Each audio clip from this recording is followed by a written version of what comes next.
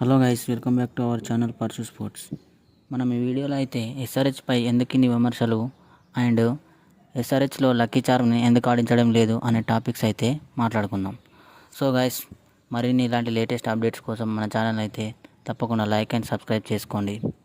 ఇక టాపిక్లోకి వెళ్తే, ఇండియన్ ప్రీమియర్ లీగ్ 2026 అంటే ఐపీఎల్ 2026లో సన్ రైజర్స్ హైదరాబాద్పై అభిమానుల్లో భారీ అంచనాలు అయితే ఉన్నాయి. అయితే ఆ అంచనాలను అందుకోవడంలో తొలి 3 మ్యాచ్ల్లో సన్ రైజర్స్ హైదరాబాద్ విఫలమైంది. నిలకడలేని ఆటతో అభిమానులను నిరాశకు గురిచేస్తుంది. ముఖ్యంగా స్టార్ ప్లేయర్ల బ్యాడ్ పర్ఫార్మెన్స్ దీనికి కారణమని చెప్పవచ్చు.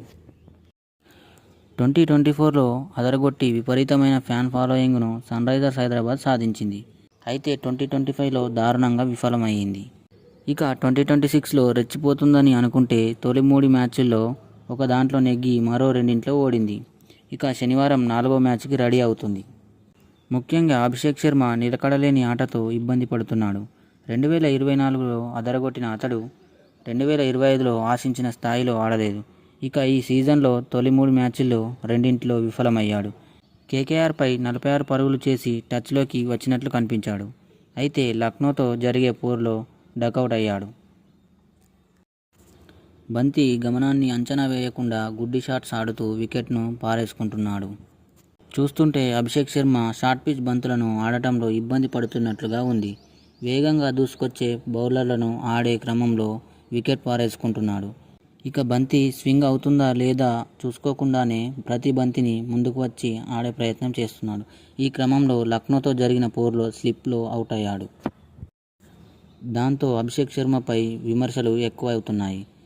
అతడు తన ఆట తీరును మార్చుకోవాలని విశ్లేషకులు చెబుతున్నారు. ఇలానే గుడ్డిగా ఆడితే మాత్రం త్వరలోనే అభిషేక్ శర్మను ఫ్రాంచైజీలు పట్టించుకోవడం మానేస్తాయని కామెంట్స్ చేస్తున్నారు. 1-2 మ్యాచ్లు విరామం ఇస్తే మంచిదని ప్రతిపాదన కూడా చేస్తున్నారు. ఇక ఫ్యాన్స్ అయితే ఇంకాస్త ఘాటుగా చెబుతున్నారు. పులి అనేసరికి కళ్ళు నెత్తికెక్కాయని 1-2 మ్యాచ్లు పక్కన పెట్టి డ్రింక్స్ మోపిస్తే సెట్ అవుతాడని పేర్కొంటున్నారు. ఏది ఏమైనా sunrisers Hyderabad playoffs చేరాలంటే అభిషేక్ శర్మ ఫామ్లోకి రావడంతో పాటు నిలకడగా పరుగులు సాధించాల్సి ఉంటుంది. ఇక సన్ రైజర్స్ హైదరాబాద్ శనివారం తన 4వ మ్యాచ్ను ఆడనుంది. న్యూ చండీగఢ్ వేదికగా మధ్యాహ్నం జరిగే పోరులో పంజాబ్ కింగ్స్తో తలపడనుంది. పంజాబ్ కింగ్స్ ఆడిన 3 మ్యాచ్ల్లో రెండింట్లో నెగ్గింది. మరో మ్యాచ్ వర్షం కారణంగా రద్దయింది. సన్ రైజర్స్ హైదరాబాద్ పోలిస్తే పంజాబ్ కింగ్స్ బలంగా ఉంది. ఇక ఈ మ్యాచ్లో పంజాబ్ కింగ్స్ హాట్ ఫేవరెట్గా బరిలోకి దిగుతోంది. ఇక సన్ రైజర్స్ విషయానికి వస్తే పేపర్ మీద డేంజరస్గా కనిపిస్తున్నాయి. గ్రౌండ్లో మాత్రం అనుకున్న స్థాయిలో రాణించడం లేదు.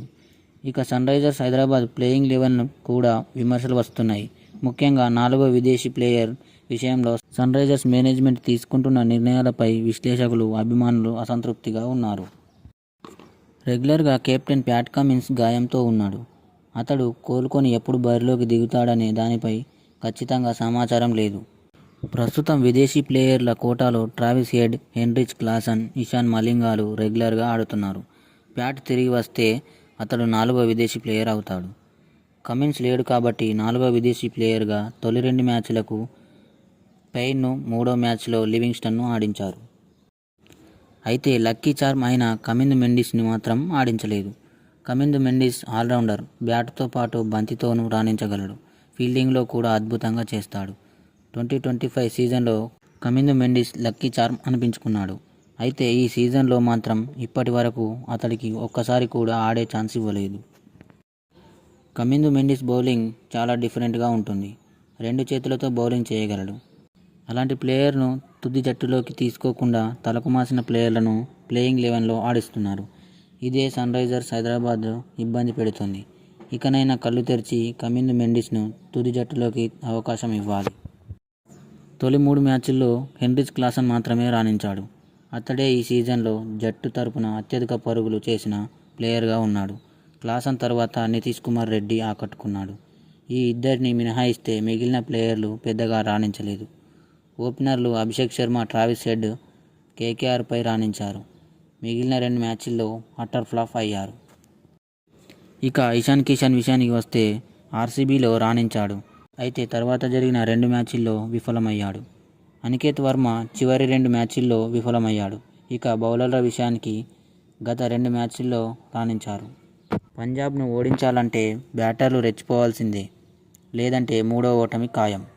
So guys, thanks for watching. Do subscribe and like the video.